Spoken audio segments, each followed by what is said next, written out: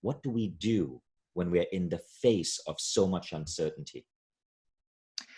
Well, when you are in the face of so much uncertainty, which we all are right now, what you have to do is you have to win the battle that you can win, which is the battle with your own mind. You see, you can't control what governments are going to do. You can't control the price of oil. You can't control what COVID-19 is going to do. You can't control what's going to happen a month from now, 2 months from now. You can only control what you're doing right here, right now. And so if you have the propensity to get triggered by the unknown, which most human beings do, you have to fight to focus on the stuff you do know. So right now in this moment, you know what I know? I know that if you're watching this conversation, you're safe. I know that you have access to the internet. I know that you're still alive. And so safety and health is the number one thing that if you have that covered, you can focus on this moment and bringing your mind back to this moment and saying, I may not know what's going to happen. I may not like how people are handling it, but I do know that I am safe right now and that I will be able to face whatever is coming. When you start to get into the pattern and the habit of spinning thoughts about what's coming, you will lose the battle with your mind. Your health will tank, your mood will tank, your relationships will tank, your outlook will tank. It all begins with making a decision that you are not going to allow that shit in your mind. That is the one thing that you can control. And what's happening for so many people right now is that our moods and our decisions and our thought patterns actually begin in our bodies. So our nervous systems are hardwired to trigger certain thinking patterns. And it dates back to patterns that you learned when you were a kid. So if uncertainty for you as a kid meant, uh-oh, is dad coming home and drunk? And do I need to be on edge? And I get hyper vigilant so that I don't get in the crosshairs? Or maybe uncertainty was, uh-oh, mom seems a little critical. Is she disappointed? Is she upset? Am I going to get in trouble? And so you developed this propensity to start to worry about what's coming. The second, as an adult, you get into a situation where you start to feel like you don't know what's coming, before your mind even realizes it, your nervous system recognizes it because your mind may have forgotten the pattern, but your body sure remembers it. And boom, this kind of habitual worrying can take over like that. So you're not only dealing with the triggers that are in the present moment, you're dealing with past patterns of thinking, whether it's worry or anxiety, or it's perfectionism or procrastination or hypervigilance or assuming something bad is going to happen, whatever it may be, that is getting triggered for people at a profound level. And so what I want to do today with you is I want to give you some simple tools so that you can create some psychological distance, just a micro moment between the thing that triggers you. Let's create a little moment, a pause, if you will, where you can have self-awareness and where you can insert a moment of control and then hand you the tools to redirect your mind to something positive. Because here's what I know. This isn't going to last forever. I know that oil prices may momentarily tank, but when we flatten the curve, we will go back to life and people will need oil. I know that there's going to be a lot of people that really suffer because they lose their jobs or they lose their homes or they are struggling to find the basic supplies. One good thing about what's happening right now is this is not happening just to you. This is a global crisis and there are a tremendous number of resources out there. So you can focus on all the shit that you can't control, or you can focus on this moment and the fact that right now you're healthy and okay. And then you can develop a mantra from this moment to remind yourself to calm your ass down and focus on the fact that if something bad happens, you will face it then. I love that response. I love that. What is this tool? I'm curious to know now. What is this tool that you're going to teach us? Can we get into that? Yes. So the first thing that I want everybody to do is you've got to be able to see or name the thing if you want to tame it. So if you just take out a piece of paper and you write down everything on a simple piece of paper or in a notebook that triggers you to worry, to feel anxious, to be uncertain, that's number one, because part of what we need to teach you to do is you can see this stuff coming. If you don't label all the things that trigger you, then what's going to happen is your nervous system gets triggered, which then takes you into a worry and an anxiety, a fight or flight adrenaline response that hijacks your mind. And before you know it, your thoughts are scrambling and it's hard to bring yourself down once your thoughts go haywire. So I want you to write down all the things. For me, my biggest moments of anxiety are first thing in the morning. And I have tremendous experience with this personally. So I struggled with anxiety for 25 years. I was medicated for it. The medication saved my life. I had such severe postpartum depression when our first daughter was born, who's now 21, that I couldn't be left alone with her. That's how scary it was. So my expertise comes not from studying this, it's from living this and having to figure out how to save my own ass from my own mind.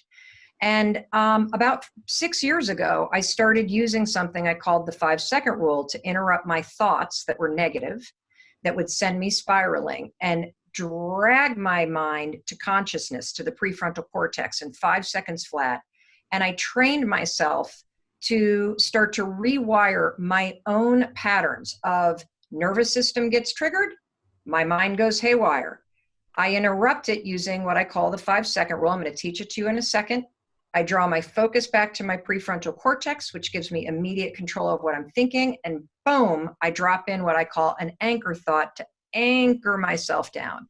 So the first step of this is I want you to write down everything that triggers you. For me, waking up to a new day where there's a lot of uncertainty or something's going on, facing all of that is where my anxiety comes.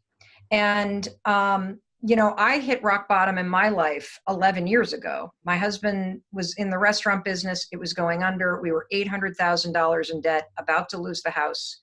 I was drinking way too much because numbing your problems is the easiest way to deal with them, but it backfires. Go ahead. So Mel, this situation you're in, I mean, this situation the world is in, you've been here.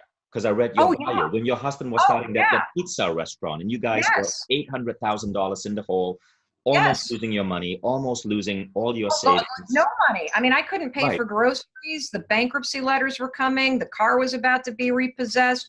We had 3 kids. I was unemployed. It was so bad. I could not get my ass out of bed. I was 41 years old and I never thought that my life would turn out like this. Just like, look, you didn't choose to be in this situation with this pandemic, but you can choose how you build a response to it. And that's where I need you to focus all of your energy, all of your thoughts, that you didn't choose this anxiety crock pot we're all cooking in, but we can choose how we insulate ourselves from the uncertainty and we build emotional resilience and we ground our minds. And so I couldn't get out of bed. I mean, I would hit that snooze button. How long ago was this, Mel? 11 years. Wow. So I couldn't get out of bed. The alarm would ring. I'd hit the snooze button 4 or 5 times. My mind would be full of all of the problems, all of the uncertainty. How the fuck am I going to get out of this? I'm the worst mother. The kids have missed the bus. I hate my husband. I'm a failure. All of it. It was like the weighted blanket psychologically keeping me in bed. And so my life changed, and you can change your life with one decision. In fact, I think we're all just one decision away from a totally different life. And if you make the decision today, after watching this and listening to this, to change how you think, your whole life will change. And so what happened for me is one night I was watching TV and I was giving myself this little pep talk, like, all right, I got to pull it together. I got to stop drinking. I got to find a job. I got to stop screaming at my husband. I got to start talking to my friends. I got to do something. I got to change. And I see this rocket ship launch across the television screen. And it gave me this crazy idea that maybe if I launched myself out of bed, if I move fast enough, maybe I'd move fast enough and I'd be gone before the anxiety and depression hit. Maybe there was a window of time where you could move before the anxiety and depression, boom, takes you down. Now, look, I had 4 Manhattans that night, so I was pretty plowed because it sounds like a stupid idea. You know what I'm saying? But for whatever reason, I'll never forget it. It was a Tuesday morning in February outside of Boston, Massachusetts. That alarm went off. And here's the thing I want everybody to understand. Your whole life comes down to micro changes. And these changes happen in a 5-second window. There's a 5-second window between feeling the terror of this moment and finding courage, or feeling the terror of this moment and having a panic attack. There's a 5-second window between feeling motivated to go for a walk or to sit down and focus. And 5 seconds later, you've talked yourself out of it. Everything happens in this 5-second window, and that's where the power is. So that morning, Tuesday in February, 11 years ago, the alarm goes off. Now, I immediately remembered I should get out of bed. Just like you know exactly what you should be doing, or the small things that will make your day a little bit better. I knew it, but then this 5-second moment of hesitation opens up. And I started thinking about what I needed to do instead of doing it. And that's where all of the emotion and all the anxiety and all the depression, it comes right into this 5-second moment of hesitation. I could feel myself reaching for the snooze button because it was a habit. I did it every single morning as avoidance and denial and numbing. But then I did something that I'd never done in my life. I started counting backwards, just like the space programs do when they launch a rocket. Works in any language, only works if you count backwards, does not work if you count up. Started counting 5, 4, 3, 2, 1, just like a rocket launch. And boom, I stood up. It was this craziest thing. And that was that. The next morning, I used it again. The next morning, I used it again. By the third morning, I thought this is very weird. But I was so desperate, I said, instead of getting resigned and cynical, why don't you just test this thing? Anytime you're in a moment, Mel, where you don't feel like doing something, or you're emotionally triggered, or procrastination's kicking in, or fear or anxiety, just count backwards. Let's see what happens. I'll be damned. Counting backwards, 5, 4, 3, 2, 1. It made me pick up the phone and start looking for a job. 5, 4, 3, 2, 1. I put the booze over here and walked in that direction. 5, 4, 3, 2, 1. I settle my nervous system. Instead of screaming at my husband, Chris, I'm able to talk to him calmly. Using this tool, my whole life changed. Now, I never intended to tell anybody because it sounds stupid and I didn't know why it worked. No idea. And that all changed in 2011 when I was asked to give that TEDx talk. Now, by this point, I had gotten a job. Chris's restaurants were turning around because he was using the 5-second rule to make the courageous decisions that he had been avoiding. Everything was great. And somebody asked me to give a talk about finding a new job, about careers, about goals. That was the TEDx talk. I used the 5-second rule for 3 years to change my own life. I used it in secret. I didn't talk about it. It was a little self-coaching tool that was just incredible. It gives you instant motivation, instant courage, instant 5, 4, 3, 2, 1 push that you need to do the things that will change your life. So I get asked to give a TEDx talk about how you change your career. It was not about the 5-second rule. That was the first speech I'd ever given in my life. If you want to know what it looks like to have a 21-minute long panic attack, watch my TED talk. If you look closely. For people who are going to be looking for this TED Talk, is this the one called How to Stop Screwing Yourself Over? Yes. Amazing. And I 22 million views. Amazing. Yes, you can watch it. I literally have a bright red rash on my neck as I'm talking. All the anxiety coming. I forgot how to end the thing. I casually mentioned the 5-second rule at the end because I forgot what I was supposed to talk about. A year goes by. Nothing changes in my life. And all of a sudden somebody reaches out on Facebook and asked me to speak. And they said that they had seen the speech in San Francisco. I'm like, what are you talking about? They're like, it's on Facebook. I'm like, it's on Facebook. They had put it on Facebook. It had like 1 million views. So I started being asked to speak about the 5-second rule, and it became this organic phenomenon. And, I spoke for free about it for a couple of years, and then I realized everybody at these events but me was getting paid, and I'm a moron. And about 4 years ago, or 5 years ago now, I started speaking professionally, and I became the most booked female speaker in the world. What? And Congratulations. That is thank you. amazing. Thank you. 111 speeches in 2018. And then we focused on launching a talk show. But so the thing about the 5-second rule is it's not mine, it's for the world. And what I'm really excited and why I'm excited to come back to teaching it to you and how you use it with identifying triggers and with anchor thoughts is it's way more than a motivational tool. It is a weapon that you can use against programming in your mind that you want to upgrade. And here's how you're going to use it. Because it's being used by healthcare practitioners in psychiatric practices. It's being used in inpatient settings in psychiatric hospitals. It is being used by pediatricians to help kids with anxiety. It's being used by veterans organizations to help people with PTSD. It is a fundamental science-backed tool that is classified as a starting ritual in habit research. A starting ritual is something you can use to trick your own mind. See, all of the negative shit that you do, whether it's procrastinating or worrying or anxiety, it's all stored right here in this part of your brain. This part of your brain automates all your behavior. Any negative pattern that you feel like you don't want anymore in your life, we can interrupt that pattern and we can replace it with a new pattern. But first you got to learn to interrupt the pattern. And so what happens when you use the 5-second rule is counting backwards does something really powerful. When you go 5, 4, 3, 2, 1, it requires focus when you first start using it, which is this puppy right here, the prefrontal cortex. When you count backwards, 5, 4, 3, 2, 1, the counting draws your focus to your prefrontal cortex and awakens it. So by the time you get to 1, the part of the brain that is responsible for courage, for learning new behavior, for strategic decision-making, and for being intentional and conscious has just woken up. The act of counting backwards, 5, 4, 3, 2, 1, is an intentional act that interrupts a pattern of worrying or a pattern of negative self-talk or a pattern of anxiety that's automated. The act of counting is the first thing you choose to do to say, screw you, I'm not going to listen to that. By the time you get to 1, your mind is now primed to receive different information because it's ready to focus on something.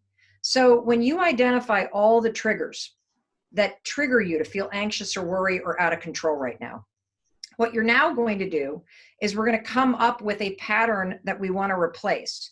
Because if your coping mechanism for anxiety in the morning is to lie in bed and to feel anxious as hell and to start getting depressed and then to sleep till noon, we want to replace that with getting up and getting out of bed and getting outside.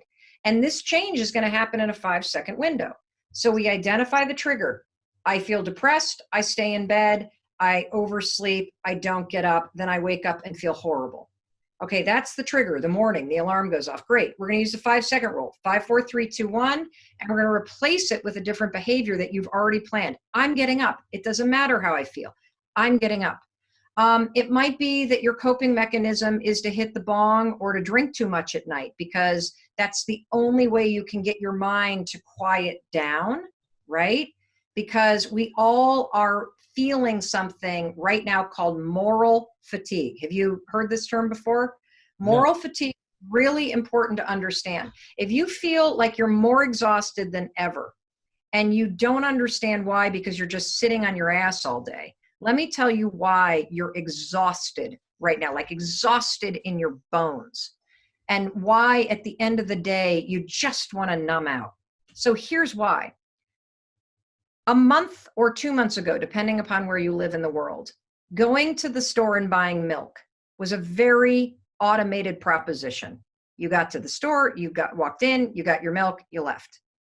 Now it requires complex processing. It requires your prefrontal cortex to fire up and go, okay, wait, do I have a mask? Do I have supplies?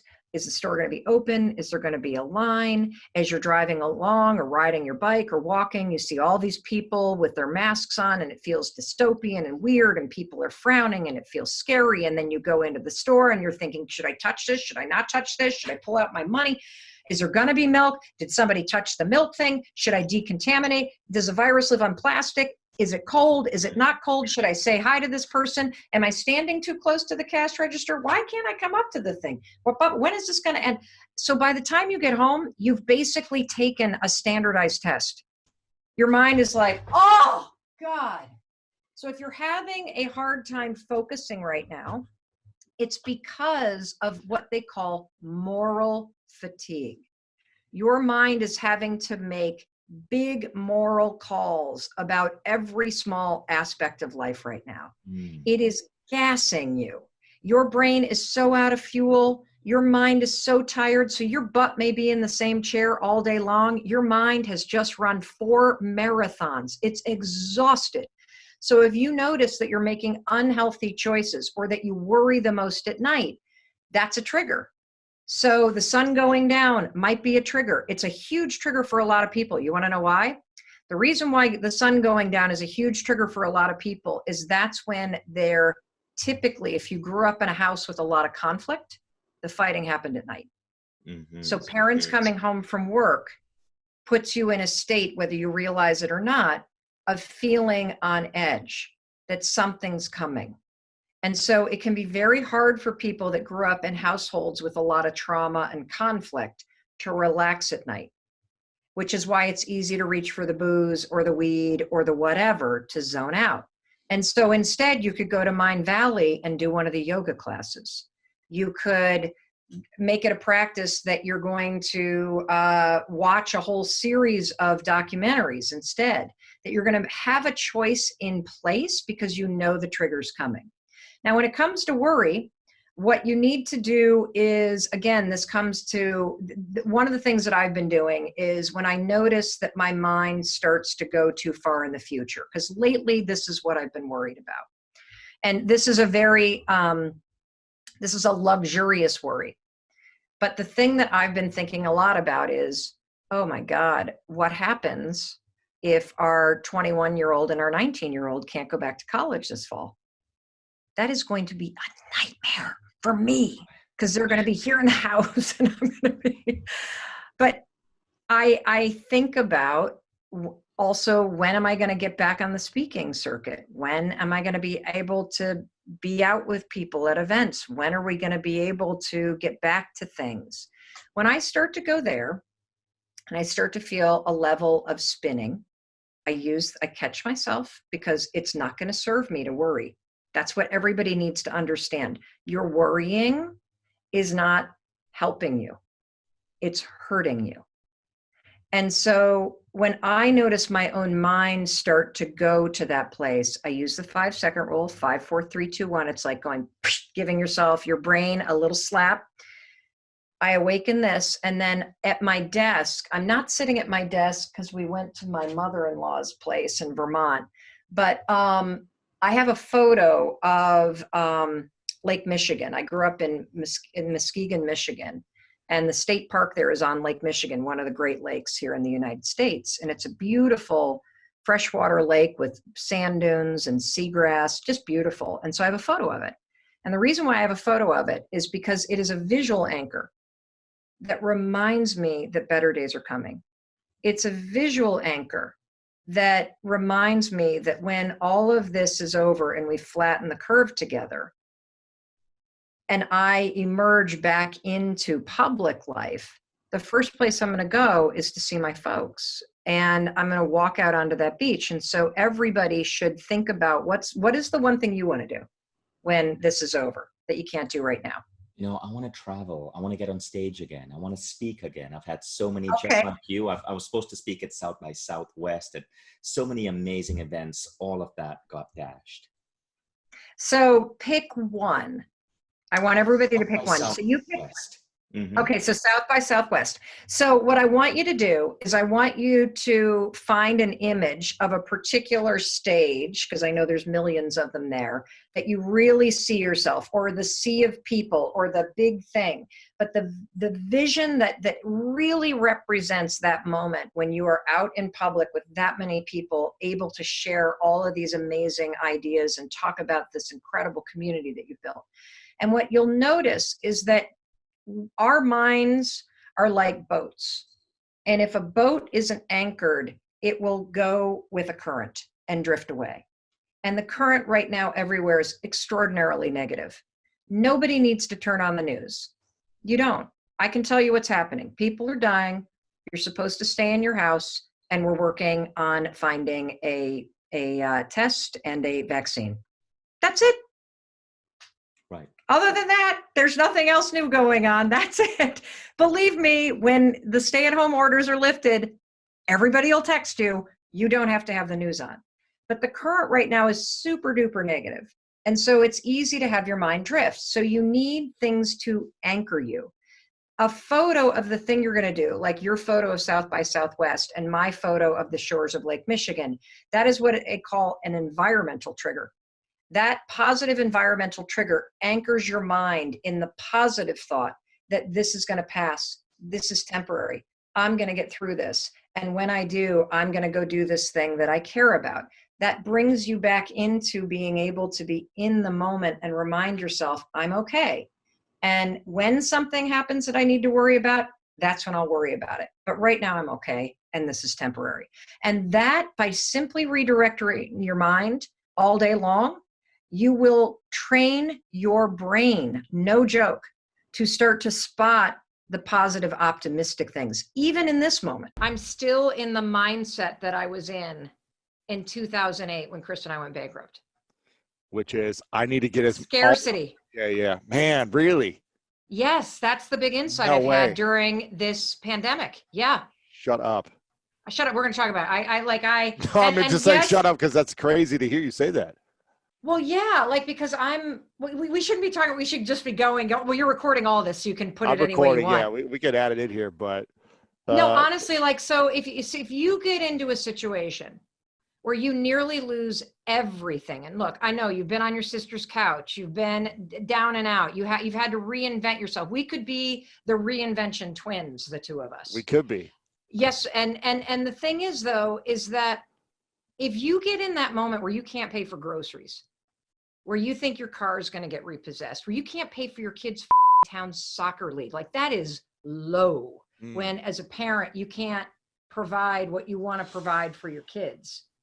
You don't ever want to be in that situation again. And so when I started to claw my way out of that, Lewis, and I started making money and Chris started getting his restaurant business back on the rails, I mean, we were still $800,000 in debt. It was 3 years worth of trying to make the ends meet. And when I gave that TEDx talk in 2011, that was 3 years after I discovered the 5-second rule. I had a full-time job with benefits, and we were still massively in debt. There were still liens on the house. And after that TEDx talk, which is what launched the speaking business, as people started to book me and I started making money, I was like a squirrel with a freaking nut, man. A dollar came in, I'm like, put it away, put it away, put it away, Right. put it away, put it away. And every time a speech came, you know what everybody said as I started to explode on the speaking circuit is, oh, speakers get hot. You're going to be the hot speaker in, 2017, and then take everything you can get. And I just then they're said on yes. to the next speaker. Yeah. And so I figured it was just a fad. And so I said yes to everything. And I have become addicted to being busy. And it is driven when I'm present from making an impact. But if I'm honest, it is mostly driven from that mentality from 2008, the fear that this could all disappear. Wow. We both went through our own, I guess, identity shift and dream death or ego death in 2008 with me from football and you with your career and everything. To give people context, because I'm just going to roll with this from what you just shared. Mel Robbins has been a friend of mine for years. You've come and spoke at Summit of Greatness. You've been on the show a few times before, and you've exploded in the last 4 years, really, with everything you've been talking about, from speaking to the 5-second rule to the Mel Robbins show, which was a big hit. But then, in the middle of pandemic, that dream just ended, and we're talking about, a big revelation for you, which is scarcity. And this is something we teach all the time, to be in abundance and don't have a scarce mindset. But you're saying that you feel like you've been in scarcity still for the last 3 years. Yeah. Like in some way, obviously abundance of like, I can do everything, but in some way you felt. Yeah. There have been modes where I've said yes to things, Lewis, because I've been afraid that all of my good fortune would disappear. And if I had to take a look at one of the biggest lessons from the pandemic that COVID-19 created, I call it the Great Pause, where all of us were forced to take a gigantic pause from our everyday life. And I need to qualify what I'm about to say by also saying that we have not lost a family member. We have not had the, we don't have anybody. My dad is retired, so we don't have an essential worker at a hospital or a grocery store. So yeah. I am speaking about the impact of COVID-19 without having lost a loved one. And so the Great Pause that basically had my talk show end abruptly. We got 5 minutes notice. We're told to evacuate CBS Broadcast Center. And all of a sudden, it was over. 139 people, no goodbyes. Oh my goodness. 175 shows, no thank yous. We finished taping. I walked into the control room. My executive producer, Mindy Borman, turned to me and said they found COVID in the building. She started tearing up. Everybody, this has been remarkable. It's a wrap. We're the last show in the building. CBS let us finish taping. They're sealing off the building. I literally ran up in the middle of a show. Yes, no.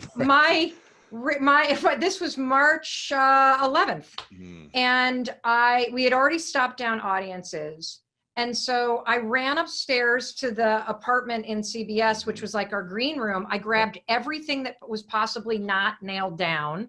Don't tell Sony I took a bunch of the blazers. And I'm still a farm girl from the Midwest at heart. Grab them, go. Who's going to know that they're missing? And so and that was it. I mean, it was so awful because it felt like the biggest dream of my life, which was to host a daytime syndicated talk show and give advice to people 5 days a week on television who had no access to therapy, didn't have the time for personal development, make it entertaining, accessible. My whole dream, boom, in 5 minutes flat, done, no completion, disruption. That was it. And then 2 days later, Houghton Mifflin, which was my publisher for my next book, started laying people off, and they called me and said, we need to cancel the book contract. No, I did not. Yeah, they did. Well, in their defense, Lewis, I was a year late in delivering. Okay, yeah. So if you would have done it on time, yeah, it'd have been out. Yeah. Okay. Yes. You had a talk show to do. Dyslexia strikes again. Exactly.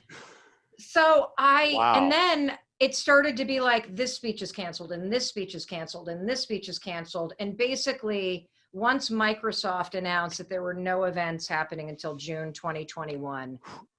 The speaking business, at least the corporate speaking business, is basically on hold for in-person events for over a year. And in a matter of a week, I saw my entire runway shut down.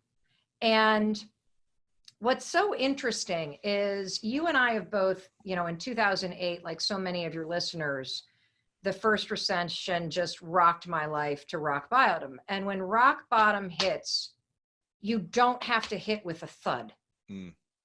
Oftentimes when you hit bottom, you bounce. And that's where I think the power is, that when the world feels upside down, you always have the power to make it right. When one chapter ends, you always have the power to write a new one. When, you feel like nobody loves you, you have the power to learn how to love yourself. And if there's one thing that COVID-19 has done, regardless of whatever devastation it has caused in your life, is it has forced us all to experience the Great Pause. And I read that in a Medium article, and I loved that idea of a pause, because I think in 2020, our lives have gotten so fast and so digital. And when you are forced to pause and get present and to slow down, you are reminded of what's actually important. And what's important is your health. What's important is your family and your friends. What's important is whether or not you are taking care of yourself and thinking positive thoughts versus negative thoughts. The world gave us a gigantic experiment where we got to practice and get to continue to practice the most important skill on the planet, which is emotional resilience, the ability to face hard and actually be okay, the ability to face the uncertain and redirect your attention on things that you know that are certain. And so I am so grateful that we had this time, because when I think about my family, so we've got a 21-year-old, a 20-year-old, and a 15-year-old, we will never get these 10 weeks back again. It was a gift. As much as our two daughters who are in college were complete when they got home, it was a gift. Yeah. And the other thing is, for that generation, by the way, for them to learn, the generation where everybody gets a trophy, that the things that you love can be taken away like that. That there are things in life that are way more important than your prom or rush Or graduation or graduation. Not to say that you don't deserve to mourn those things, but the perspective check that you got from COVID-19, and, you know, it really hit home because one of our daughters has a very close friend in college whose dad died, who's my age. And no prior conditions, nothing. And I think when change hits and it's personal, that's when the perspective shift comes. And so between COVID-19 and the fight for social justice that we're seeing with the Black Lives Matter movement and all of the protesting going on, it's been a really remarkable moment of time if you pause for a minute and you reflect on the opportunity of this moment. What is the opportunity? The opportunity is to unlock the power that's inside you to create a better future for yourself, for your family, for your body, for your mind, for your spirit, for this country, for this world, for your community. Yeah. I always talk about, since I experience many breakdowns, whether it be a physical breakdown or relationship breakdown or family breakdowns, I feel like in order for us to really see clearly, we need to break down in a big way. It's hard to make big changes when things are good or when they're so-so. It's even when it's like, it's not good, it's hard to make changes. It needs to be devastatingly challenging for a lot of us. Some of us maybe can make changes all the time, but for most people, there needs to be some devastation or near devastation, either personally or close to you, to say, oh, let me reevaluate, let me pause, like you talked about, and start creating a better future for myself. Why do you think that is in human beings, that, you know, if things are going bad, we won't change? If they're going good, we won't change, but it's almost like we need a massive breakdown, near-death experience, divorce, COVID, for us to see clearly to start changing? Well, there's a really simple answer: patterns. So the thing about all human beings is that we are pattern learning machines. And if you feel stuck or broken, I guarantee you, while you feel that way, you're not. You have a pattern of behavior or a pattern of thinking that is broken. And we need to be disrupted because we love our patterns. And even people that I know, like even when we're in pain, even when we're in pain, we love the pain. Pain's familiar for a lot of people. Yeah. So a lot of people, like you may be listening to Lewis and I talking, and you grew up in a super chaotic household. Maybe your parents argued all the time. Maybe your dad or mom were in and out. Maybe there was a lot of fighting. Maybe there was actual abuse. I don't know what was going on, but it was chaotic as hell. And so as an adult, you have vowed to yourself, you are not going to repeat that pattern. But what ends up happening is, because as a little kid, you observed, witnessed, absorbed the pattern of chaos in your nervous system, unless you go about the intentional work of breaking the pattern of chaos, you will create it in your own life because it's what's familiar. You won't understand. Why do I keep dating these assholes? Why do I go to these bosses that treat me like crap? Because you don't know what it feels like to be in a relationship with either a boss or a romantic partner or a roommate that is consistent, because for the first 18 years of your life, you lived in a state called, when's the next shoe going to drop? Right. And so wherever it is in your life that something is broken, there is a pattern that you don't see yet that is making you continue to stay in a broken situation. And so one of the things that you just asked, which is why is a perspective change or losing a job or something like that that's so disruptive? Because those sorts of things, COVID-19 breaks every pattern. Yes. Black Lives Matter. Yep. Yes.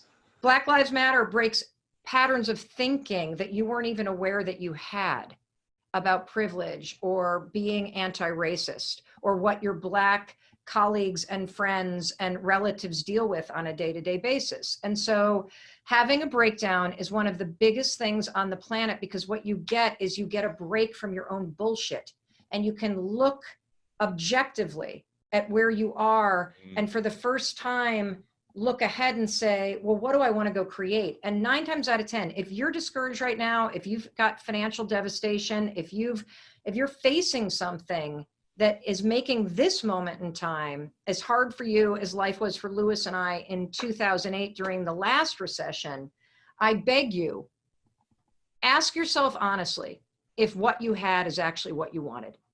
The thing that you just lost, that job that you bitched about all the time, that relationship that was bad to you. Yeah. Yes. Or the friends you can't hang out with because it's convenient and you're in quarantine. Like, actually ask yourself if this is what you wanted, or were you just used to it?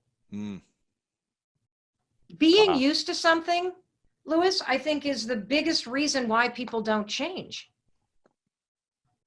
I asked my mother, I love my mother. I love my parents. They've been married 51 years. Which is a feat because my mom was a teen mom. But I asked her once if she'd go to a personal development seminar with me. What'd you say? Are you kidding me? Why would I want to change at my age? Oh, wow. I might discover I hate my life. Wow.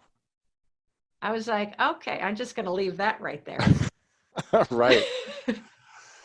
I mean, I think being used to what you have. I mean, I even our son is, so I'm here in Vermont at my mother-in-law's place, and our son is going to go to high school in Vermont. And so we're going to kind of split our time back and forth between my mother-in-law's place and our place in Boston, because God knows what business is going to be like. And, why would you need an office after COVID-19? Right. Another amazing thing to realize, even that change, I notice my own agitation, my own anxiety coming up. Will I make friends?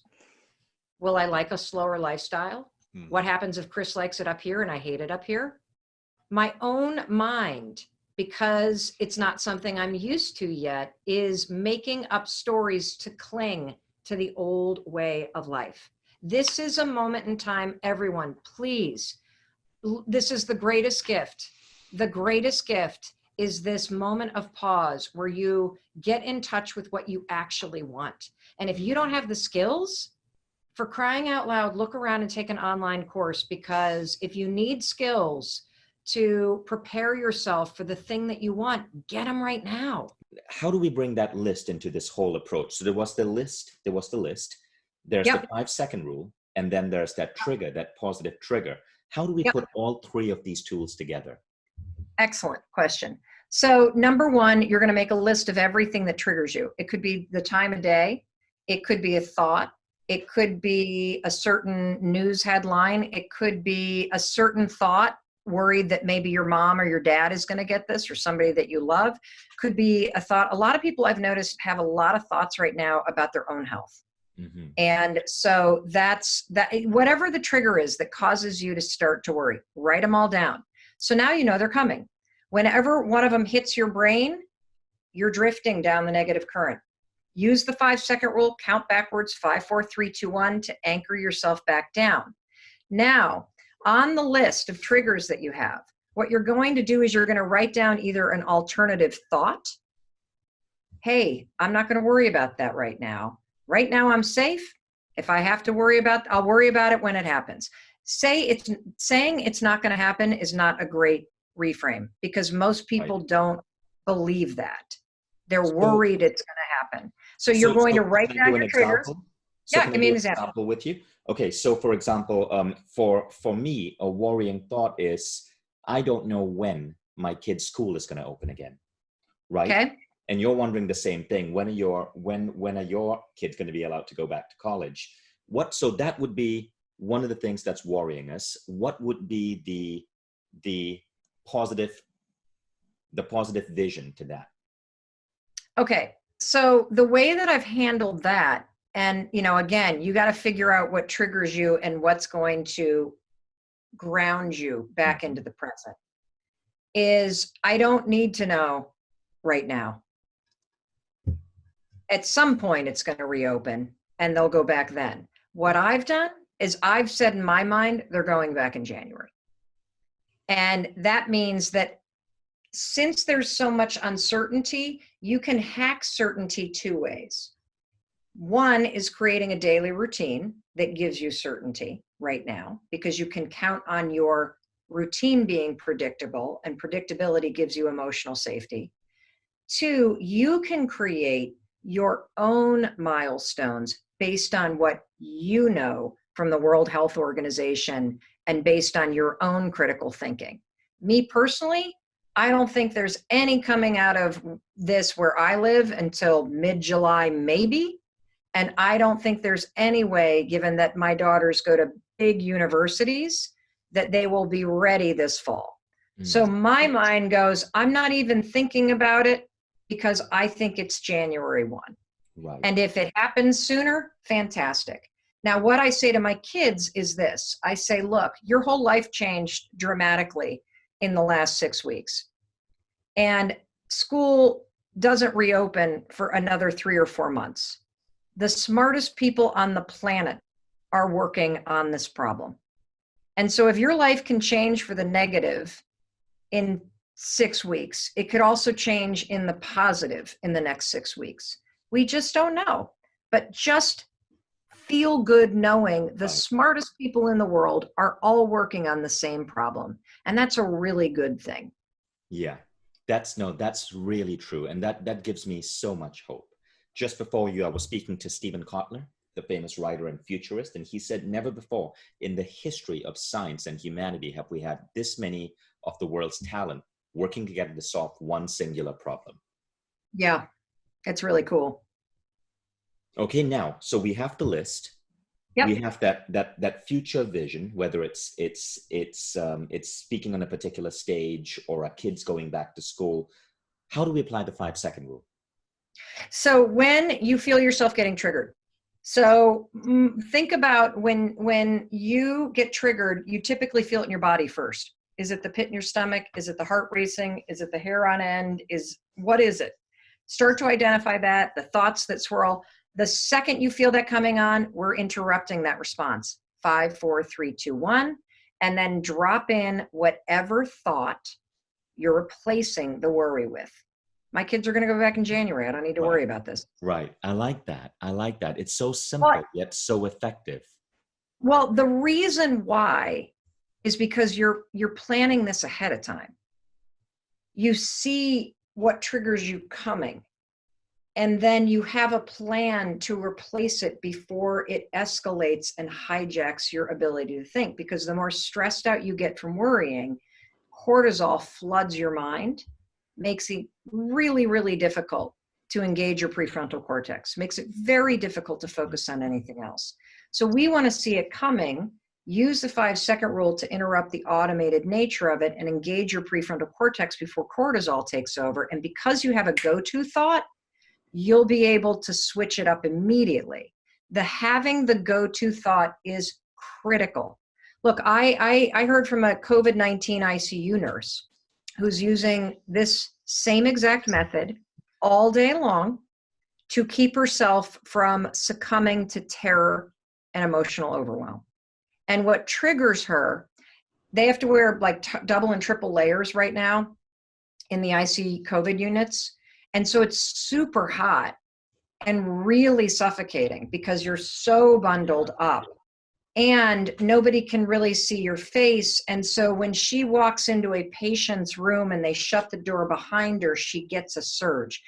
I don't know if I can handle this. She has an immediate trigger that I got to run. This is too much. I feel like I'm suffocating. What if I bring this back to my family? She's using 5, 4, 3, 2, 1 all day long to close the window on the terror, take a deep breath, and move forward toward the checklist. And that's how she's getting through her day. And it's working because she has a plan, knowing it's coming. See, most of us hate our anxiety and our worry and our fears so much that when we feel it coming up, we're like, oh shit, here it is. Oh, I don't want to feel it. And then we get all worked up because we're feeling anxious again, which only makes it worse. So this is a simple 3-step plan, list of triggers, 5-second rule, and a list of things you're going to think of instead. And now you're equipped to have the emotional resilience and the mental flexibility to switch gears so you can take control. I want to take another question from Louise in the UK. Hey Mel, it's Lou from the UK. I have a question for you. I am no longer in my corporate career and after 25 years, and I really want to use this time to do something that I'm really passionate about, coaching other people. I've got the qualifications. It's just the confidence that's stopping me. How can I get past the fear of judgment of others to really put myself out there and follow my passion rather than making myself go back to a corporate career that doesn't light me up? Thanks. Oh, Lou, it's your lucky day, man, because you got Amy Porterfield in the house. So how do you deal with the fear of rejection? What are people going to think if I'm selling my REITs? What are people going to think if I call myself a coach?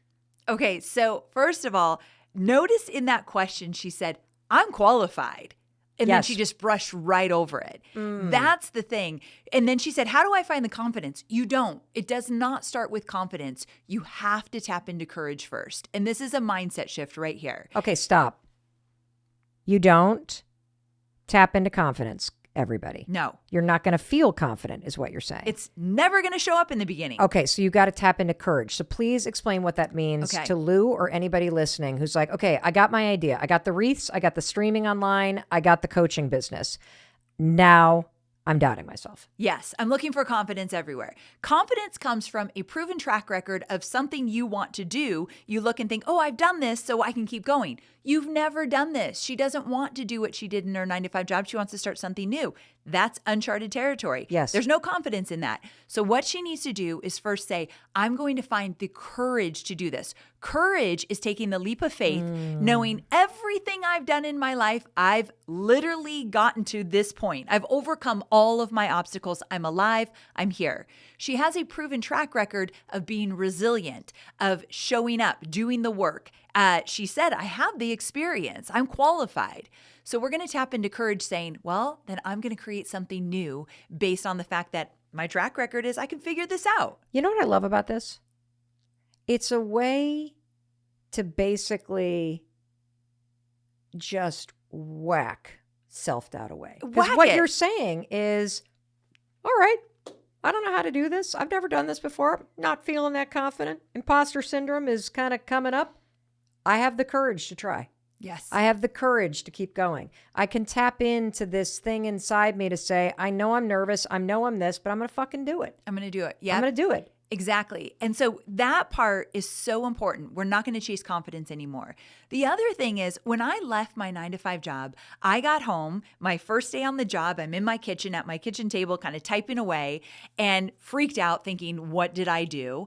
And I started to make videos, and I would make these videos about marketing and funnels and all this stuff and publish them nowhere.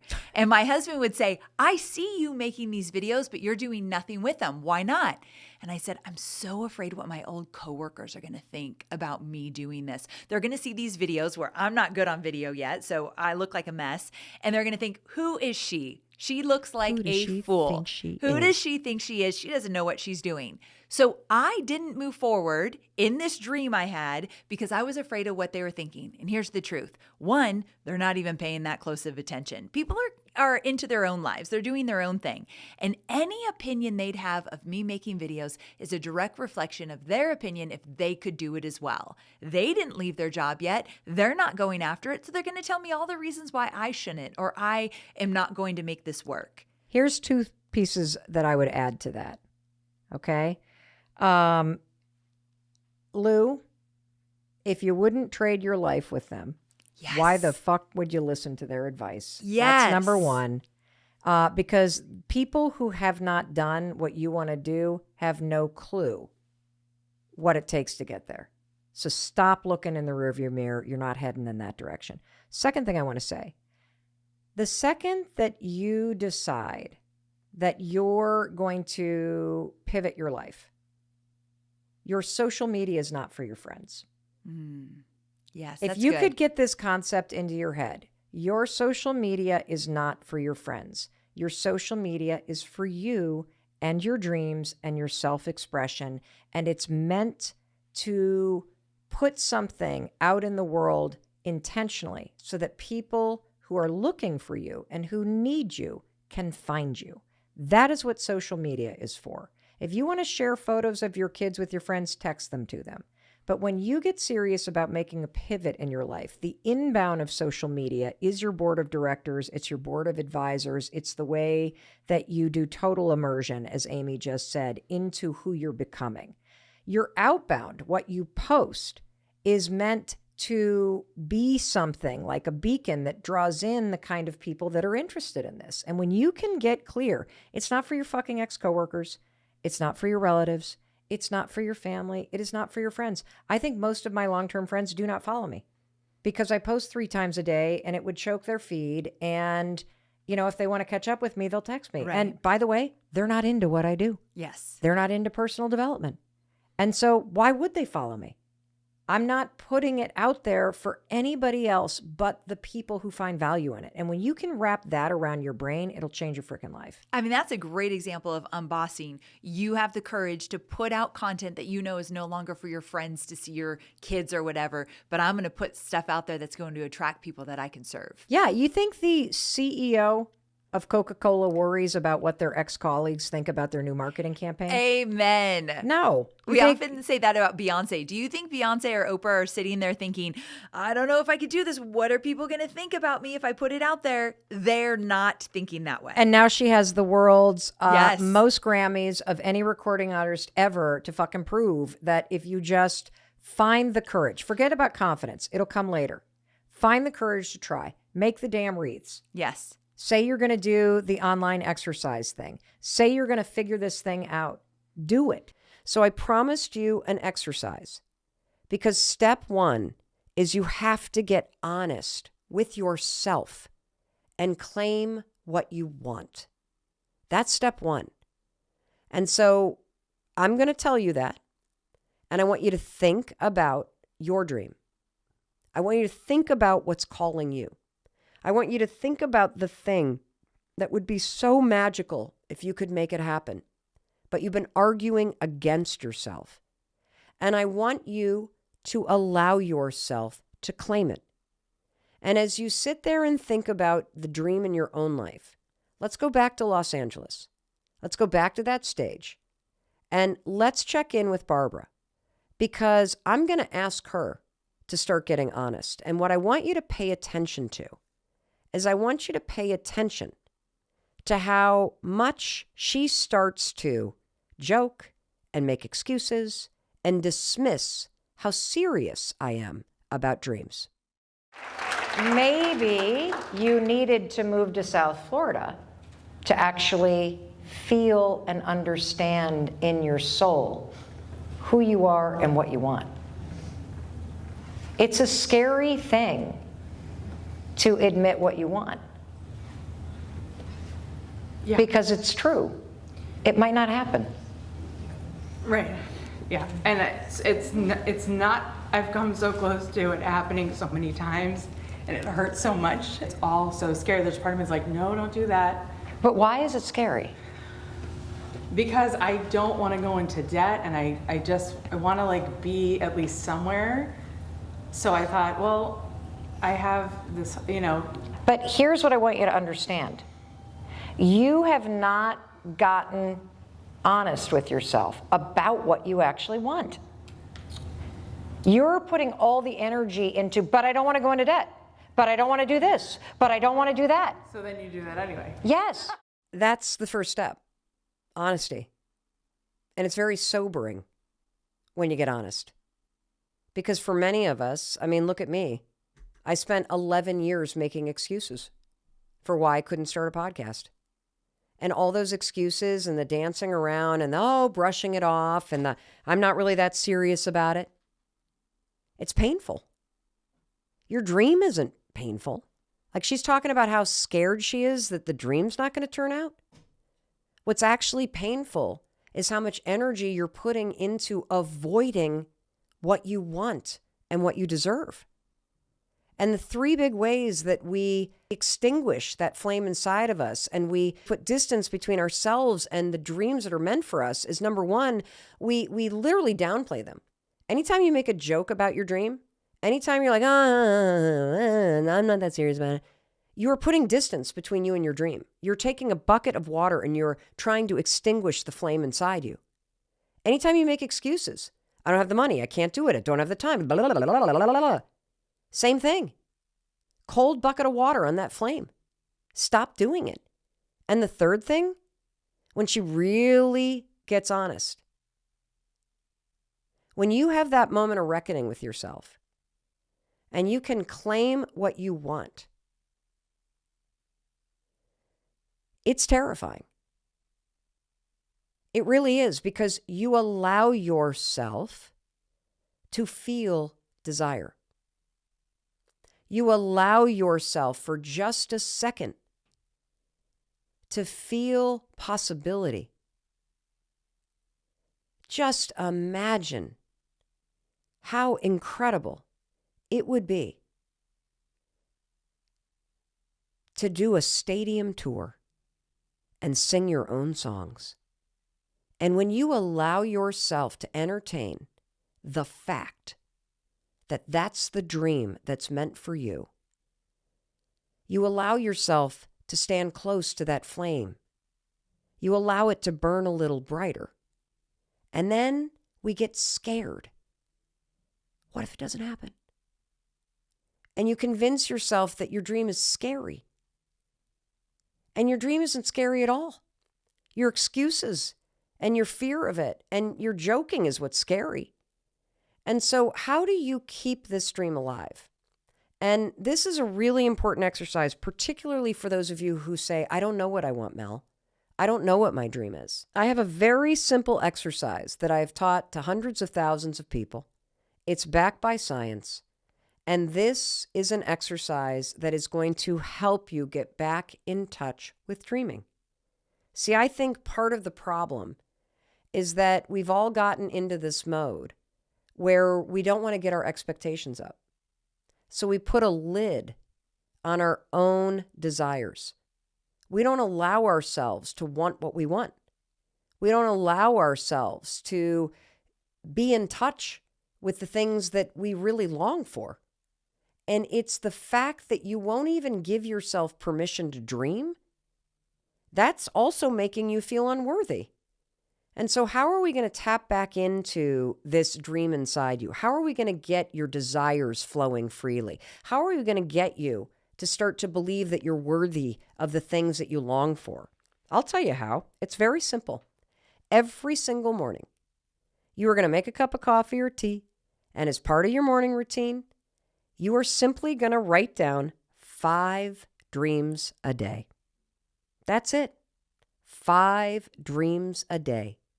You are going to make it a habit to claim what you want, if only by writing it on a piece of paper. And having taught this to hundreds of thousands of people, I already know what your questions are going to be. Are they the same things I write down? Are they big things? Are they little things? Are they things that can happen? What are they, Mel? Here's how you're going to do this. Do not overthink it. Sit down. You have a blank piece of paper. And just write down 5 things you want. It could be, I want that new Gucci handbag. And you might not be able to pay for groceries right now. It might be, I want my puppy to stop pooping on the living room rug. It might be, I want to be the #1 podcast host in the world.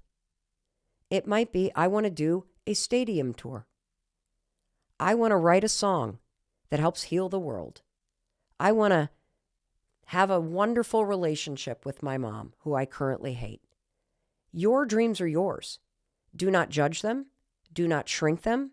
This exercise is about clearing out the blockage and the gunk that has blocked the highway between your heart and your soul and what you will give yourself permission to want and desire in your life. Your self-doubt, your feeling that you're not worthy, your excuses, your people-pleasing, it's all blocking your access to this longing, to this dream within you. And so we got to just get the gears turning. We got to get these, like, kind of the, I don't even know what you call it, but this is a way to, like, grease the gears and get you free flowing. Why shouldn't you do a stadium tour? Why shouldn't you have that new Gucci handbag if that's what you want? You can certainly do the work to get it. Why shouldn't you be happy or healthy or heal your cancer? These dreams are there for a reason. We got to get them out of your head where you bury them with excuses, and we got to get them into the world in real time where you can see them on a piece of paper. Now, reason number 1 why you're going to do this: 5 dreams a day. They can be the same dreams. They can be different dreams. They can be big dreams. They can be little dreams. They can be thematic. They can be specific stuff. They can be anything you want. We just need to get your dreams and your desires flowing freely without you putting the lid on, invalidating, or arguing against them. So there's a second reason why this exercise is so effective. And it has to do with something called the Zeigarnik effect. Now, the Zeigarnik effect is a extraordinarily well-documented effect in your brain that was first discovered by a Lithuanian psychologist named Bluma Zeigarnik. And she had her first study published about psychology and this theory in 1927. So this has been around for a long time. And what is the Zeigarnik effect? Well, the Zeigarnik effect is this. Inside of your brain, there is a mental checklist function. And whenever something is important to you, your brain is like, oh, ding, ding, ding, I guess she wants to do a stadium tour. Oh, ding, ding, ding, I guess she wants to get her cholesterol down. Whenever something's important to you, your brain takes notice. It opens up a mental checklist. And then your brain has this really interesting function where it will now work with you to help remind you of this thing that's important to do. It's like a little to-do list in your brain. And the Zeigarnik effect is once your brain knows something is important, and it's important if you keep writing it down, your brain is going to go to work trying to help you get it done. And the Zeigarnik effect is so pronounced that it is used, everybody, in software design. Yep. You know how they talk about gamification? You know how you got to fill out a form and then all of a sudden a little reminder pops up that like, you're 64% complete. Well, that's the Zeigarnik effect. That's this mental checklist thing saying you're not done yet. You got a little bit more to go. And so this is so effective. And so again, I'm going to summarize this and I'm also going to help you. If you go to melrobbins.com/dreambig, melrobbins.com/dreambig, I got a free download for you. Not only are we going to give you some of the key takeaways from this episode, but we're going to give you prompts so that you can print out this free sheet and use it every single morning to write down your 5 dreams, to tap into the Zeigarnik effect inside your brain to help you keep those dreams alive and to help you start letting your desires and your worthiness flow freely through you. Okay, so we've covered a couple key topics so far. Your dreams are not a joke. They matter. You got to claim them. This exercise of writing down 5 things you want every single morning is going to tap into that superhighway, and it's going to help you build the neural pathways to give yourself permission to want things. It's going to help you tap into this flame inside you that is burning and that is begging for you to let it help you. When your life blows up and you find yourself in the ocean with like pieces of the boat all around, look for a fucking life preserver or a raft. Okay. So I want to applaud you for doing what needed to be done when the you know what hit the fan. That same instinct is what is going to make you successful. The second thing that I want to tell you is once you get a hold of that life raft, you want to grab something else that floats, right? And get yourself out of that water. And so I am glad to hear that you're looking for a job. Yeah. And what I would recommend is I would recommend not pretending about the situation that you're in. There is no shame in going to a job interview and at the end of it saying, and I'm asking you for this job. And the reason why I'm asking you for this job is not only because I am going to be incredible at it and you're never going to regret it, but I actually need it. I'm in a really tight jam. I had a life crisis happen. I never thought at the age of 55 I'd be in this situation, and I need the work and I want the work, which means I'm going to show up here every single day and I am going to work the heck out of this job. I've never wanted a job more than I want a job right now. And you should tell your friends that this is what you're going through and that you need help and that you need a recommendation or you need a place to stay. And you should not do what I did, which was hide what was going on because I was so ashamed. And, I'm also going to tell you, it will take time. 5 years ago, I still had the liens on this house. 5 years ago, guys.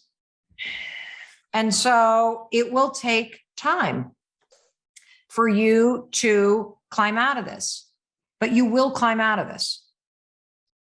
When you're in a shitstorm and when the lights go out in your life and things feel really dark and really heavy, there has always been one thing that helps me get through those moments.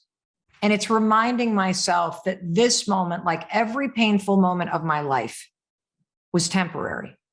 It passed. And when you can keep telling yourself this moment it's going to pass and it's leading me somewhere, when you can trust in that, you create your own light in that dark tunnel. And it allows you to look up. And one of the things about learning something new, like how to make money online, is that it acts like a beacon for where you're freaking going. Yeah. It's not going to be the powerboat that gets you there right now. I know. You know what I mean? Because you need to find another freaking life jacket, which means you need to get a job.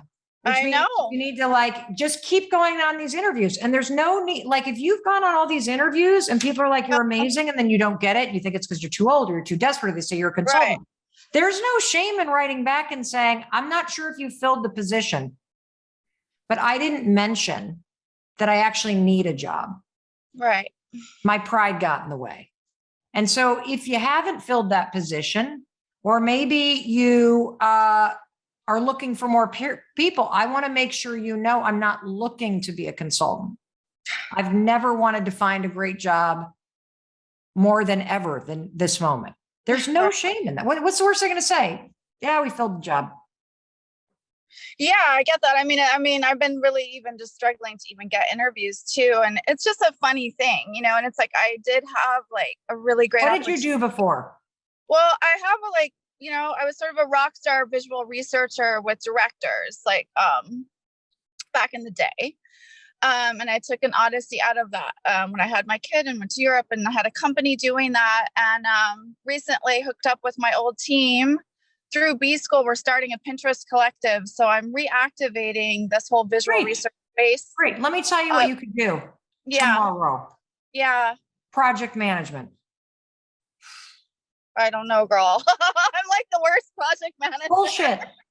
Bullshit. You can't manage your own life. You can manage somebody else's project.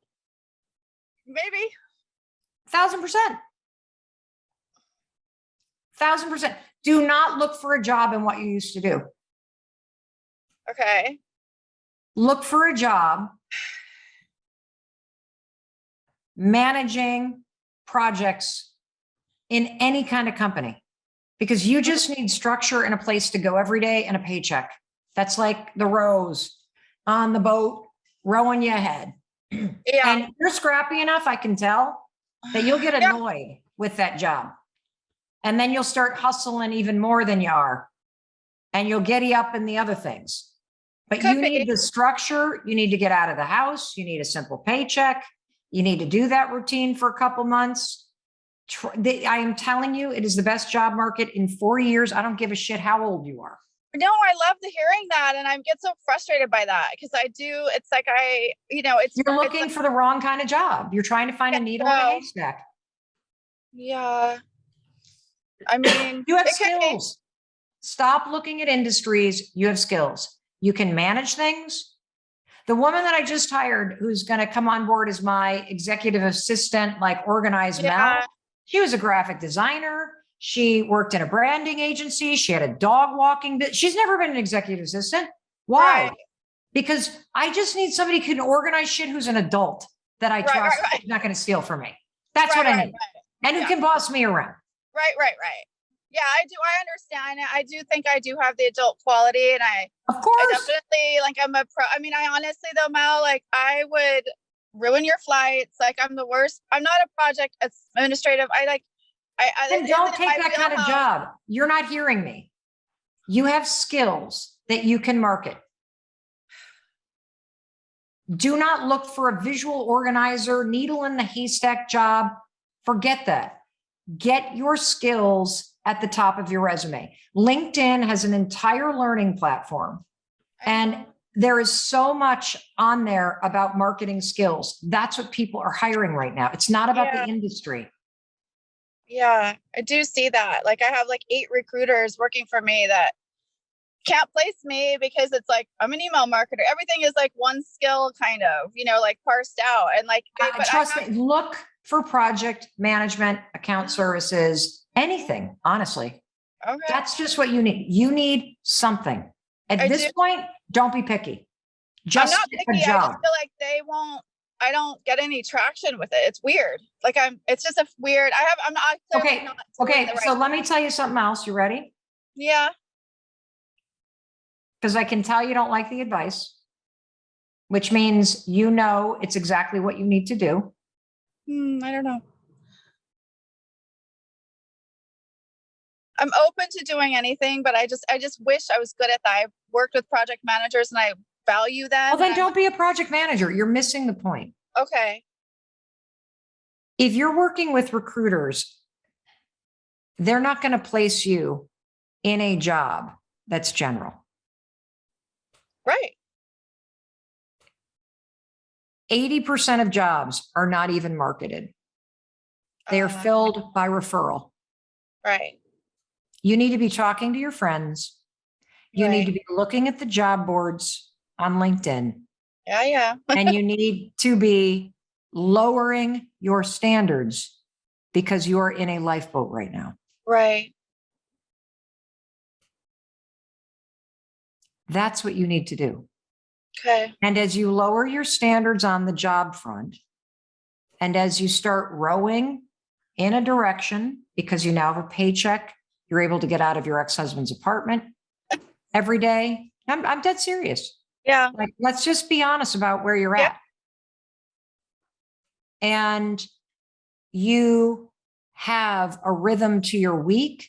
That structure from that job is going to give you what you need to get going in a different direction. Yeah. You can't organize your thoughts because you're all over the place because you're in an emergency. Okay? Mm-hmm. And the last thing I want to tell you is you are capable of figuring this out. And you will get a job. And you will launch a new business. And you will make these things happen. And you will look back on this moment. And you will see exactly why this happened and how it helped you get somewhere awesome. I believe that. Excellent. I totally believe yeah. Excellent. Thanks, Mel. You're welcome. Being tough because I want to see you pull yourself up out of this. So, quick video for anyone that's going through some really confronting stuff in their personal life. That's me right now. Don't really feel ready to discuss any of the details, but it is a very challenging moment right now for me. And the waves of emotion, all of them are coming and going right now in my life. And I want to share something that I am finding helpful as I move through this really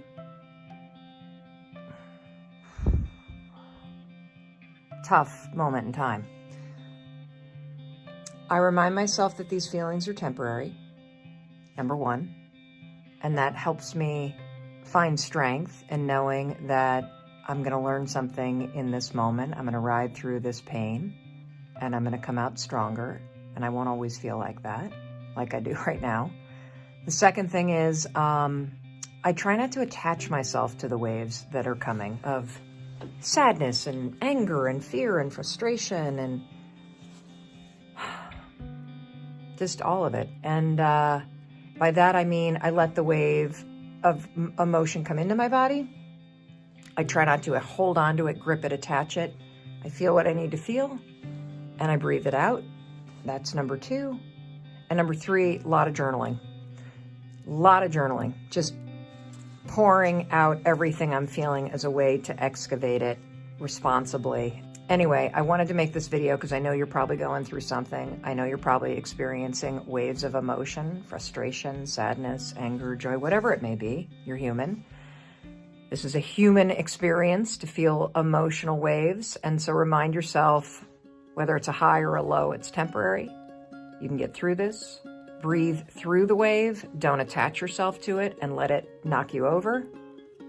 And three, just dump everything you're feeling out into a journal instead of at other people. And that will help you process the emotions you need to process because you don't want to shove them down.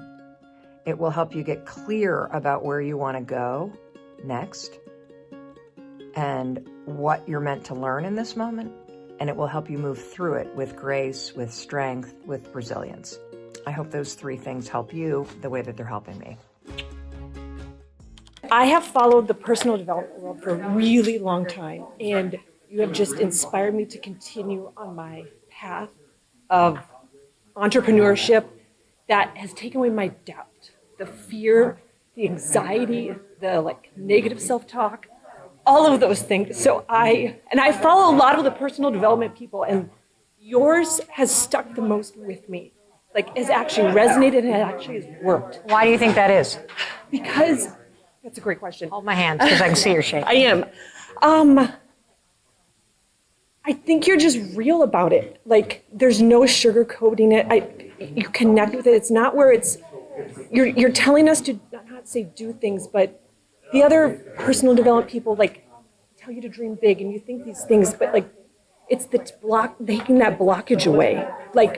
Okay, I want to dream to go have a house in Hawaii. Yeah. And I'm okay, well, I'm still blocking that in my way. So I have to think about reframing my mind and all those things and how to do it. Yeah. And you have taught me how to do it. So I have 6 mantras that I say every morning that you have taught me. What are they? Well, I need them. Well, they're yours. What are my 6 mantras that move the most for you? So every single day, the first I say is, the world needs my story. Yes. I say my next chapter is just beginning. Yes. I say I'm growing every day. Yes. I say every day I'm getting stronger. Yes. I say what's meant for me is trying to find me. Yes. Which is my absolute favorite one because I had a hard time comparing myself to other people in my industry and been oh gosh, the right people aren't going to come. What is your industry? So I'm a professional home organizer. Fabulous. And so I'm everyone else is, I'm not getting the clients I want or this and that, but that one was huge. You traveled here for this event. Yes. I've heard about you. Yes. I heard that you traveled here out of state to come. I came from Charlotte.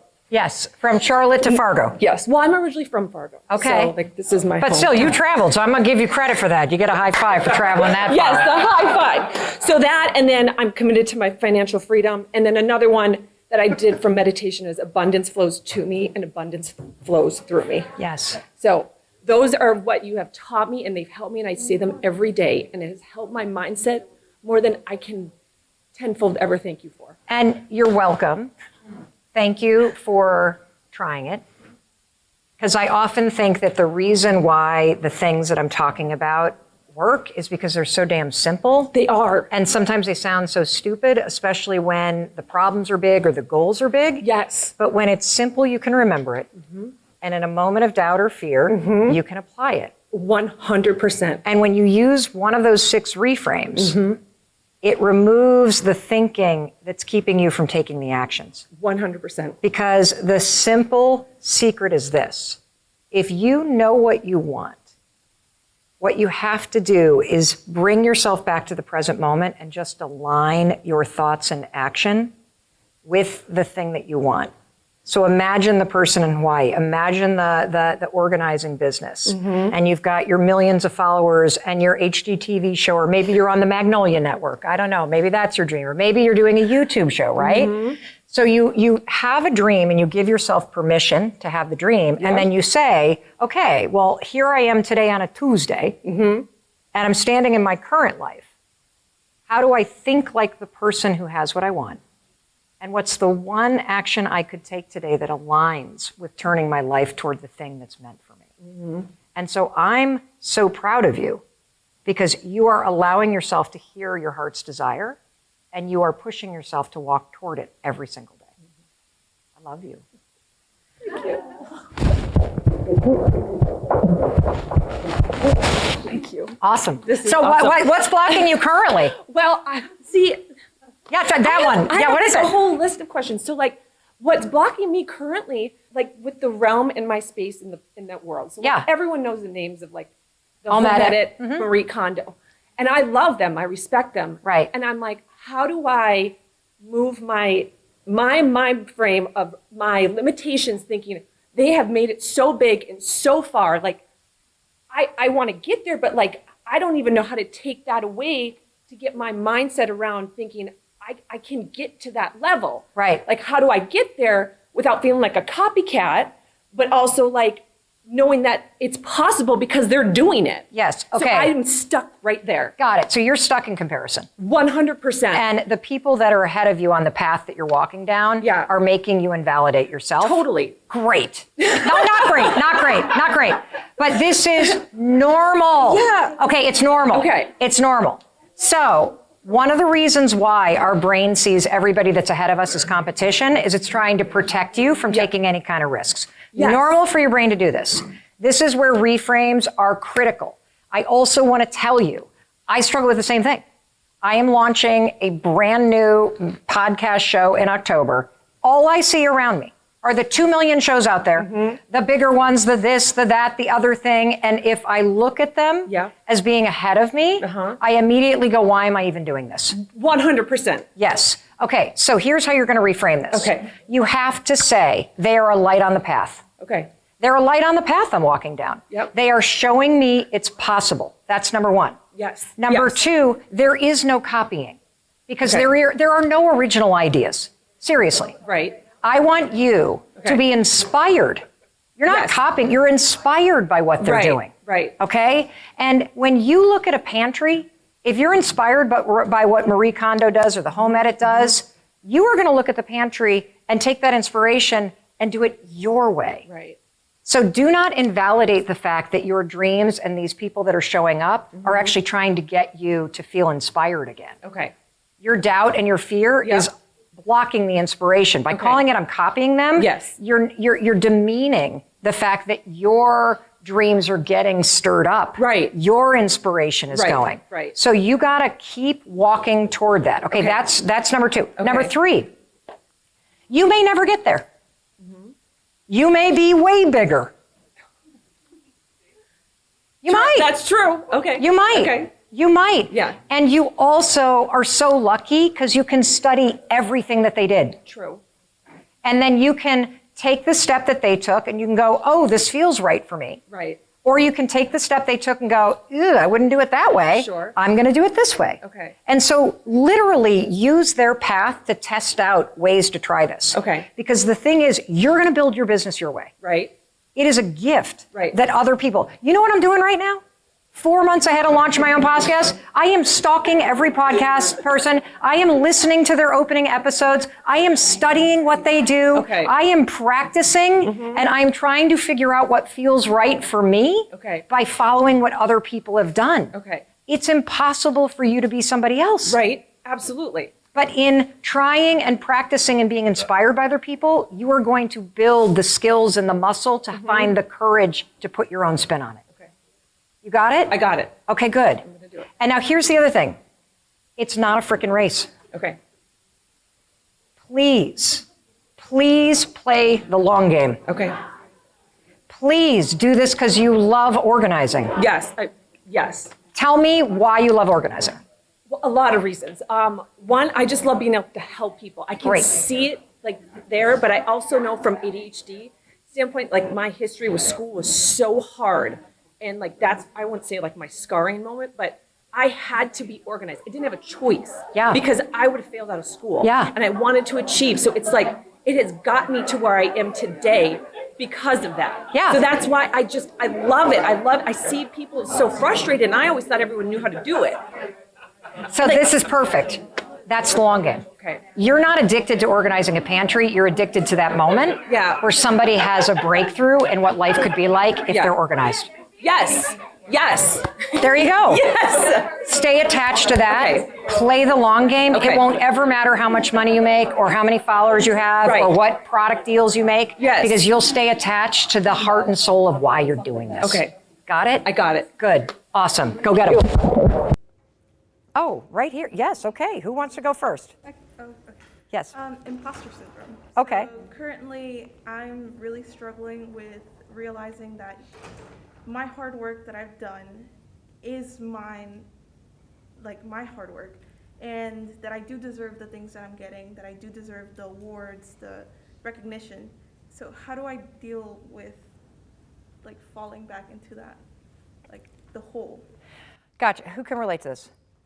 You feel like you're not worthy of the things that you're accomplishing, or that somehow this is luck, or somebody's like giving you a break, but you didn't earn it. God, every one of you, that blows. Really. So what you're dealing with when you have imposter syndrome is you're dealing with a lack of self-worth. You literally kind of see all the things working out, but you've got this like annoying voice in your head that's saying, you don't deserve this, this is luck. How many of you have that story? This is luck, this is gonna run out, this isn't due to me. Yeah, we got to literally destroy that voice. That is from your past. And part of the reason why you have that voice, by the way, is because of racism.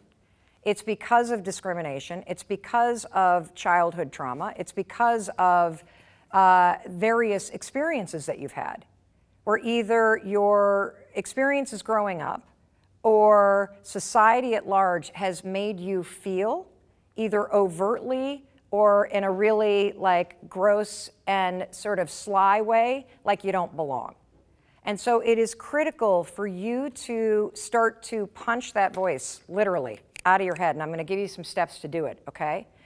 The second thing that's really important is that in addition to stopping down that voice, because it's not your voice, that is somebody else's voice that your brain listened to and then started repeating.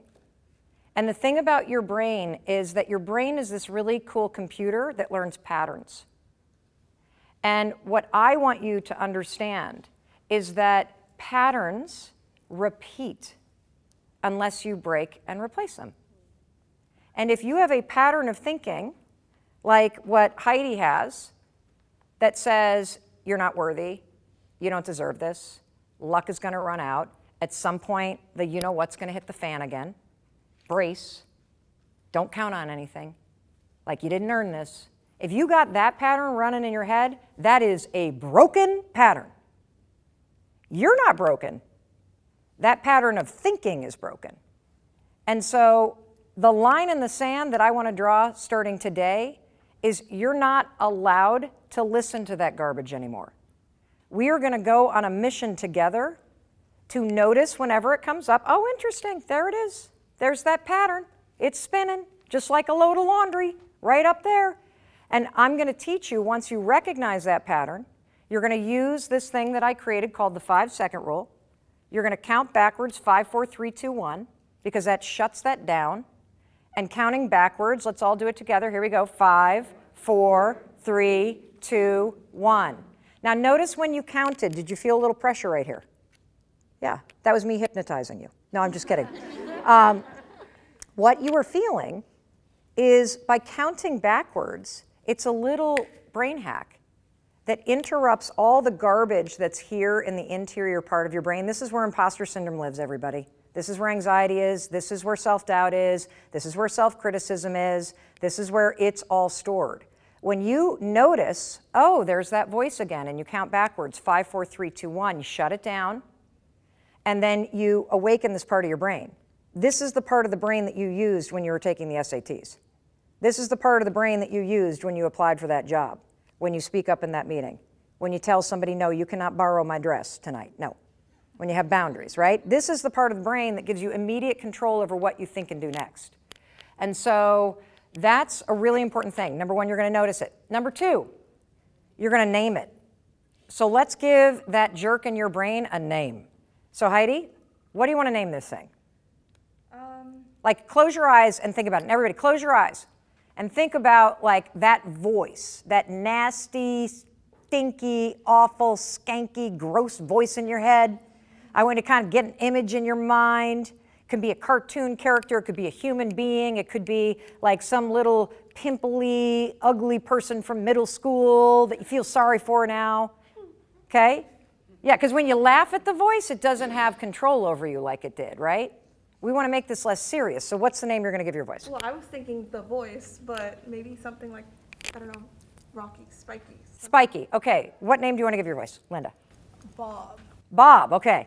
How do you say your name? Sedania. Sedania. Yes. Great name. What are you going to give your voice? Maybe Peabody. Peabody. I got it. I got it. Okay. How about you? What's your voice? Bill. Bill. Ooh, conviction. There's a human being like that talking to you. Bill, we are going to shut Bill down, okay? What about Isabella?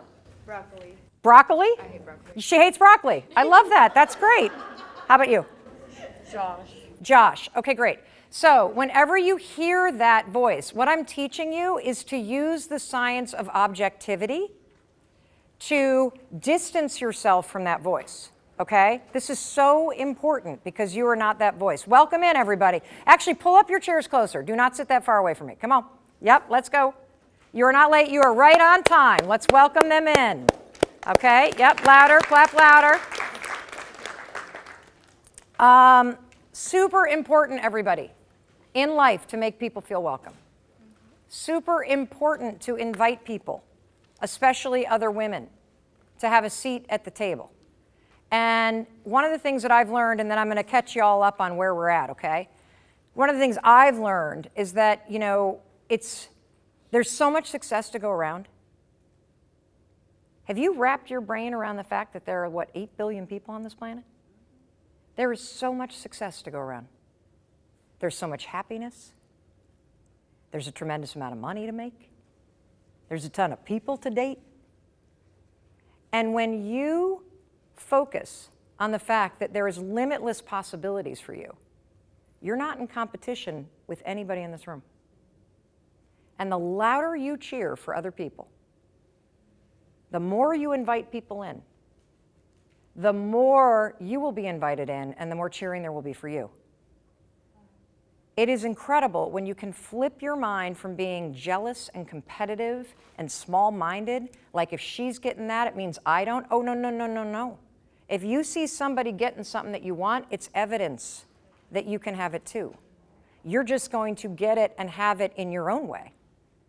And so you want to make it a habit to cheer for and celebrate all the women, everybody you see around you, because their success means you can have it too. And trust me, if you are a talented, hardworking, kind person, a company will make room for you. They will find another job doing that same thing. And so you focus on you. You focus on being the best you. And I promise you, all the other people around you that are having those things that you want, That's evidence you can have it too. I like to think of other people as a light on the path I'm walking down. They're shining a light that helps me walk in the direction of what I want. I want to share a surprisingly simple thing that you can do in order to deal with overwhelm. And the reason why I say that this is surprising is because whenever you feel overwhelmed, isn't it true that the last thing that you want to do is take on anything else? You're sort of like, I can't do one more thing. I barely have time to go to the bathroom. I'm so overwhelmed. And that's why what I'm about to recommend is incredibly surprising. Because this is going to seem like it's super counterintuitive as a solution based on research and based on, for sure, my personal experience, as a solution to moments in time where you feel overwhelmed by life or by the world or by what you're facing. Now, what is that surprisingly simple solution as a way to deal with overwhelm? Well, the surprisingly simple solution is to take on a simple little challenge that you're going to take on every day. You're going to take on something that aligns with growth and change. It pushes you forward and it gives you something to look forward to every day. Because part of the reason why overwhelm is so debilitating is because when you're overwhelmed, your focus is scattered across absolutely everything. And you're thinking about your family and your health and the news and the this and the that and the presentation and the emails you didn't do and And at the end of the day, each and every one of those things is not really that important. There's probably, can we agree, 1, 2, or 3 things a day that really matter, that really need your attention? And the reason why we get so freaking overwhelmed with life is we allow our attention to get scattered and to get pulled in a bazillion different directions. And the solution to feeling more in control and to literally dealing with overwhelm, which is just an overwhelming amount of things that really, most of which are not that all important to you, but they're just distracting you, which then pulls your attention away from what really matters. You see, I'd rather have you do 2 or 3 things a day that really matter to you and let the rest just kind of fall where they fall, right? And so the surprisingly simple way to deal with overwhelm is to pick one thing that you're going to focus on every day for you. Like no matter what, you're going to do this thing, you're going to add a little structure, you're going to add something that you're committing to as a way to laser your focus on something that's in your control. It's absolutely awesome how this works. So I'm going to give you an example. When my husband first got diagnosed with depression, he became very overwhelmed. And what I noticed is that he decided to take this online fitness challenge. That's a little bit more than I'm telling you that you should do. But he did this fitness mental toughness challenge called 75 Hard. And even though it was a pain and even though it was hard, having this challenge to focus on as something he had chosen that he was going to commit to every day gave his life a simple structure that had a lot of things that were distracting him fall to the wayside. Same thing happened with our daughter. She became very overwhelmed after she graduated from college. She did not know what she wanted to do. She was in a really unhealthy place, and committing to a simple set of new healthy habits that really were things she could control and committing to doing it for 3 months, it gave her this real discipline around focusing on what mattered to her. And the overwhelm started to disappear because when you create a simple structure for yourself and you say, you know what I'm going to do this week, no matter what this week, I'm just going to get up when the alarm rings and I am going to move my body for 30 minutes. And that is the simple structure I am going to put in place for me. And the reason why simple structures like this are so important is because in a sea of this, which is what overwhelm is, like all this stuff, you're like, nope, there is one thing that I am going to do for myself today. And that is the thing that I am going to focus on. And when you give yourself a simple structure, because you decided you're going to work on one thing, it puts on like blinders. Have you ever seen horses that get those blinders kind of on that? Like, it is focusing your attention on something that matters to you. And that one surprisingly simple thing, give yourself a simple structure of one thing you're going to do every single day that gives you something to look forward to, that gives you a way to anchor in a sea of chaos and distraction. And you know that if you could just move your body for 30 minutes a day, or if you just got up and you journaled every morning, or if you just meditated for 10 minutes a day, and you were going to commit to doing that, a simple structure.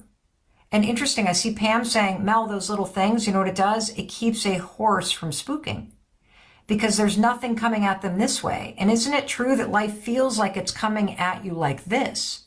So a simple structure that you put in place, that's something you're excited about, you're empowered by, that you just want to do just because, a challenge, it raises your gaze. It raises your gaze from this crap and all this stuff, and it laser focuses you on one thing that you can control that you're going to do for you. And I'll tell you, it never fails. The second that I feel overwhelmed, I guarantee you, my simple structures, getting up when the alarm rings, high-fiving the mirror, moving my body for 30 minutes, journaling, picking one thing to make progress on, drinking my water, like all the reaching out to friend, that stuff goes by the wayside.